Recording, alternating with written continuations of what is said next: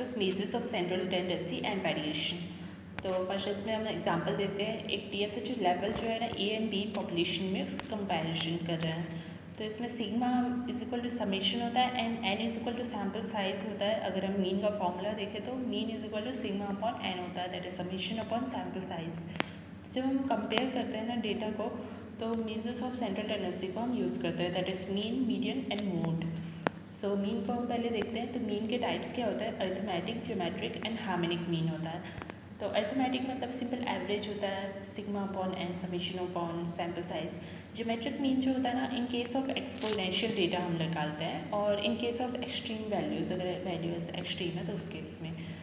और third harmonic mean हम inverse data के केस में निकालते हैं या फिर फ्रैक्शनल डेटा के केस में ना। इसके एडवांटेजेस क्या होते हैं मीन के, कि ये बेस्ट मेजर होता है सेंट्रल टेंडेंसी का, बहुत अच्छा मेजर होता है, सबसे ज़्यादा अच्छा, और ईजीएस्ट होता है कैलकुलेट करने के लिए, सबसे ज़्यादा ईजी भी होता है ना। डिसएडवांटेजेस क्या है मीन के, मोस्ट अफेक्टेड होता है ये एक्सट्रीम वैल्यूज़ से, अगर डेटा में एक्सट्रीम वैल्यूज़ आती है तो सबसे ज़्यादा अफेक्टेड होगा। देन सेकेंड है मीडियन। मीडियन क्या होता है, सेंट्रल वैल्यू होती है आफ्टर अरेंजिंग इन असेंडिंग और डिसेंडिंग ऑर्डर। इसमें वर्ड आफ्टर बहुत इंपॉर्टेंट है, क्योंकि जब असेंडिंग और डिसेंडिंग ऑर्डर में अरेंज करेंगे तभी हम मीडियन निकाल सकते हैं। नाउ एडवांटेज क्या होता है मीडियन का, लीस्ट अफेक्टेड होता है ये एक्सट्रीम वैल्यूज़ से, एक्सट्रीम वैल्यूज़ से अफेक्टेड नहीं होता है। देन थर्ड है मोड। तो मोड क्या होता है, मोस्ट फ्रिक्वेंटली ऑकरिंग वैल्यू होता है, सबसे ज़्यादा जो ऑकर होती है ना वो वैल्यू। अब इसमें अरेंजमेंट की कोई ज़रूरत नहीं होती है। नाउ एडवांटेज क्या होता है इसका, मोस्ट रोबस्ट मेजर होता है, सबसे ज़्यादा अच्छा, सबसे ज़्यादा अच्छा वैसे तो मीन है, लेकिन इन केस कोई भी डेटा अगर आता है तो भी ये अफेक्टेड नहीं होगा किसी भी टाइप के डेटा में, तो ये इसीलिए सबसे रोबस्ट मेजर होता है। एंड लास्ट अफेक्टेड होता है ये विथ एक्सट्रीम वैल्यूज़। तो मीडियन थोड़ा कम अफेक्टेड होगा मीन से, लेकिन मोड बिल्कुल भी अफेक्टेड नहीं होगा। But median better than mode होता है, मोड से बेटर होता है फिर भी। एग्जाम्पल है 1 3 5 5 6 3 4 2 एक डेटा है, तो उसमें क्या करेंगे हम, मीन कैलकुलेट करेंगे, क्योंकि एक नॉर्मल डेटा है, तो क्योंकि मीन बेस्ट होता है इसलिए हम मीन कैलकुलेट करेंगे ना। सेकेंड, अगर डेटा हो जाता है 3 6 8 4 2 5 6 3 4 2, तो इसमें हम क्या करेंगे, इसमें एक एक्सट्रीम वैल्यू है दैट इज़ 6842, तो उसके लिए हम मीडियन कैलकुलेट करेंगे, क्योंकि मीन जो है एक्सट्रीम वैल्यू से अफेक्टेड हो जाएगा और वो पुल हो जाएगा टूवर्ड्स 6842 वाले नंबर पे, तो इसीलिए हम यहाँ पे मीडियन कैलकुलेट करेंगे। देन नेक्स्ट एक डेटा है 3 5 5 6 3 4 2, तो इसमें हम क्या करेंगे, मीडियन कैलकुलेट करेंगे।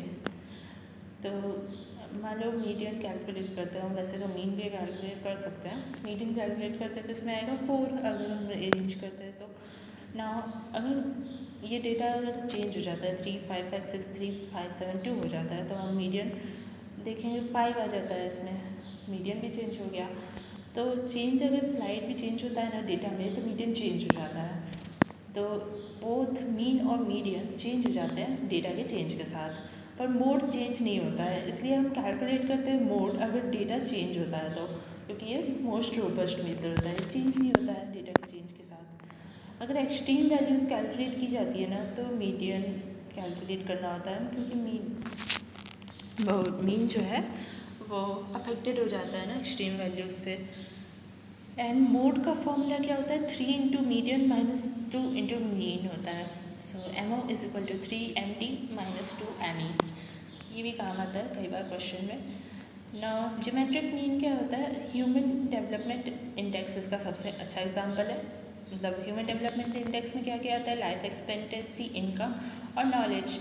तो इंडिया का ये 0.647 है, और ये रैंक करता है 129th, 2019 का डेटा है, अभी रैंक डिफरेंट हो गया होगा। सो एक्सट्रीम वैल्यूज़ कैलकुलेट की जाती है मीन से, अगर कैलकुलेट करना है ना एक्सट्रीम वैल्यूज़ को, वैसे तो हम मीडियन को प्रेफर करेंगे एक्सट्रीम वैल्यूज़ को कैलकुलेट करने के लिए, लेकिन अगर मान लो हमको स्टिक रहना है कि मीन से ही कैलकुलेट करना है हमको एक्सट्रीम वैल्यूज़, तो फिर हम ज्योमेट्रिक मीन का यूज़ करेंगे ना। मोड अगर हम तब यूज़ करेंगे जब डेटा चेंज हो रहा है तब, ठीक है ना। एक एग्जांपल है, इसमें ए ग्रुप और बी ग्रुप का पेन स्कोर दिया है, तो अगर मीन बी का ज़्यादा है मीन ए से, तो हम कह देंगे कि बी वाले जो पर्सन्स हैं वो ज़्यादा पेन एक्सपीरियंस कर रहे हैं। लेकिन अगर मीन ए का बराबर है बी के, दोनों का 6 है, तो पेन लेवल सेम होंगे क्या, ये हो सकता है कि कुछ डिफरेंट भी हो, क्योंकि ए का मान लो 4 और 10 के रेंज के बीच में है तो 6 ही उसका मीन आएगा, लेकिन 1 से 11 के बीच में तो भी उसका मीन 6 आएगा। तो यहाँ पे तो एक्सट्रीम वैल्यूज ज़्यादा और कम भी हो गई ना, कई पर्सन ज़्यादा पेन इफेक्ट कर रहे हैं, तो ऐसे हम कैसे कर सकते हैं। सो रेंज ऑफ बिगिनर्स जो है वो डिफरेंट आ रही है इसमें, तो इसलिए मेजर्स ऑफ वेरिएशंस यूज़ किए जाते हैं ताकि हम वेरिएशन को भी देख सकें। तो इसमें पहला मेजर होता है रेंज। रेंज मतलब क्या होता है, maximum value minus minimum value जो भी एक डेटा की होती है। देन सेकेंड स्टैंडर्ड डेविएशन होता है। स्टैंडर्ड डेविएशन में अब देखो एक एग्जांपल है यहाँ पे, कुछ एक क्लास है ना, ये पूरा बॉक्स एक क्लास को शो कर रहा है और इसमें कुछ स्टूडेंट्स हैं। तो कुछ स्टूडेंट्स कॉर्नर पे है, एक स्टूडेंट यहाँ पे और एक सेंटर पे है। तो यहाँ पे रेंज और मीन हम निकालेंगे तो बीच में आएगा, बीच वाले स्टूडेंट पे।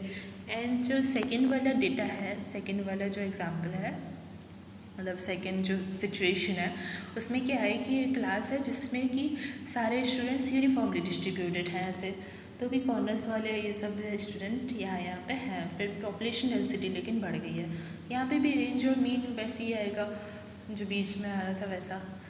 नाउ ये थर्ड सिचुएशन है, इसमें एक में सेंटर पे एक स्टूडेंट है, बाकी जो स्टूडेंट्स हैं वो साइड साइड में चले गए हैं कॉर्नर्स में, तो यहाँ पे भी रेंज और मीन सेम ही आएगा। तो इन सभी केसेस में रेंज और मीन तो सेम ही आ रहा है, लेकिन लोकेशन जो है पॉपुलेशन का वो चेंज हो गया है। तो ये समझना कि मीन डेविएशन मीन से कितना है, वो होता है स्टैंडर्ड डेविएशन, मतलब मीन से कितना हम डेविएट हो गए वो चीज़। नाउ क्वेश्चन है, एक फॉर्मूला क्या होगा स्टैंडर्ड डेविएशन का, that is root of mean of square deviation. So root sigma into x minus x bar का होल स्क्वायर अपॉन एन। तो हमारा इसमें अलग अलग कंपोनेंट क्या है, पहले तो हमने रूट किया दैट इज समीशन, उसके बाद फिर ऑफ मीन, मीन कैसे निकालेंगे, समीशन अपॉन एन, और of square deviation, square deviation कैसे निकालेंगे, एक्स माइनस एक्स बार, ये डेविएशन हो गया और उसका फिर स्क्वायर कर दिया। अब वेरिएंट ऑफ फॉर्मूला क्या है, root sigma x minus x bar का whole square upon n minus one. तो यहाँ पे n माइनस वन कर दिया, और ये करेक्शन होता है स्मॉल सैम्पल के लिए, दैट इज़ n अगर लेस देन 30 हो तो। अब इसका एग्जांपल है ए और बी, मान लो एक पॉपुलेशन है, यहाँ पे मीन जो है 6 है ना, 4169 इस तरीके का डेटा है बी पॉपुलेशन का। तो डेविएशन क्या होगा, -2 हो जाएगा, 4 अगर है तो 1 है तो -5 हो जाएगा, 6 है तो 0 डेविएशन, 9 है तो +3। अब यहाँ पे जो नेगेटिव और पॉजिटिव साइंस आ रहे हैं, साइंस को रिमूव करने के लिए हम स्क्वायर करते हैं इसको, डेविएशन को, और फिर हम n से डिवाइड करते हैं।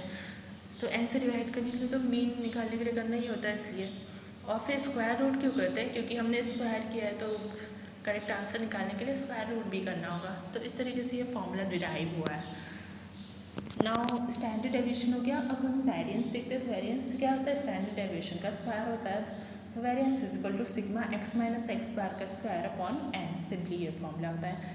नाउ फोर्थ जो मेजर्स ऑफ वेरिएशन में है ना, वो कोफिशिएंट ऑफ वेरिएशन होता है। कोफिशिएंट ऑफ वेरिएशन क्या बताता है कि एब्सोल्यूट वेरिएशन कितना है दो डिफरेंट पॉपुलेशंस के बीच में। सो इसका फॉर्मूला होता है standard deviation upon mean into 100, that is coefficient of variation. So recent MCQ भी आया था एम्स में इसके बारे में कि कोफिशिएंट ऑफ वेरिएशन होता क्या है, तो एब्सोल्यूट वेरिएशन होता है बिटवीन टू डिफरेंट पॉपुलेशंस। ना ये हेल्प करता है कोफिशिएंट ऑफ वेरिएशन कंपेयर करने के लिए वेरिएशन को डेटा में। नाउ फिफ्थ है स्टैंडर्ड एरर। तो इसमें क्या है, एक पॉपुलेशन है और उसका मीन है ना, तो एवरीवन का जो भी रिसर्चर मीन निकालेगा अपने हिसाब से पॉपुलेशन में, वो अलग आएगा और स्टैंडर्ड डेविएशन भी अलग आएगा। सो मीन जो है स्टैंडर्ड डेविएशन का HD1, HD2, HD3 इस तरीके से हम रिप्रेजेंट कर सकते हैं जो अलग अलग रिसर्चर्स ने निकाला है उनको।